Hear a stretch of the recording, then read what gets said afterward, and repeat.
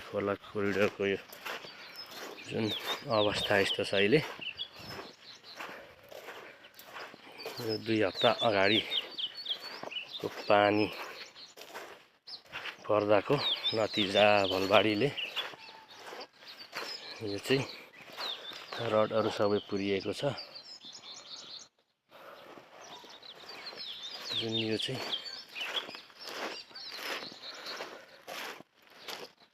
अहिले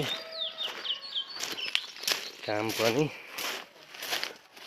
2-4 दिन रोकिँदै मौसम सफा हुँदाखेरि गरिँदै आइरहेको काम अहिले चाहिँ यस्तो भएको छ। रडमा खिया लागिसकेको छ।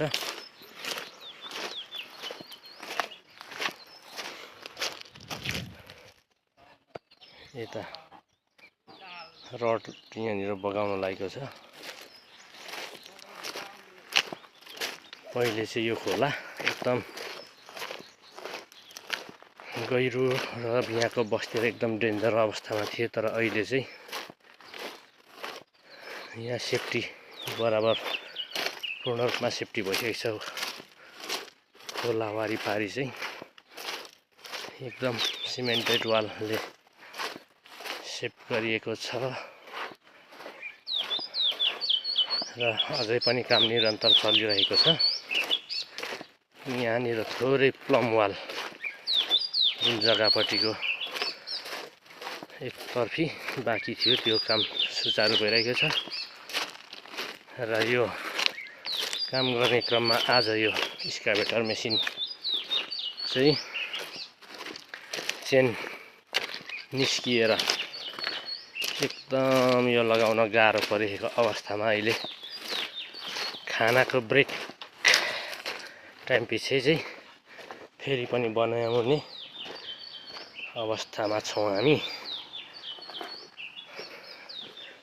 यहाँ चाहिँ कामदार आफै, मेकानिकल पनि आफै। त्यसै गरी यहाँनिर चाहिँ अहिले जुन यो वाल छ यो चाहिँ 2 स्टेप मुनि, यो लास्ट 3 स्टेप माथिको छ, लाउने क्रम जारी छ।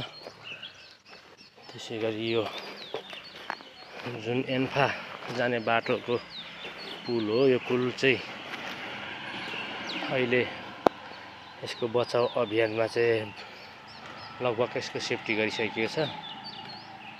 तर यो जुन एक साइड चाहिँ यस्तै आरसिसी वाल आउने भएकोले गर्दाखेरि यसलाई चाहिँ रोकथामको रूपमा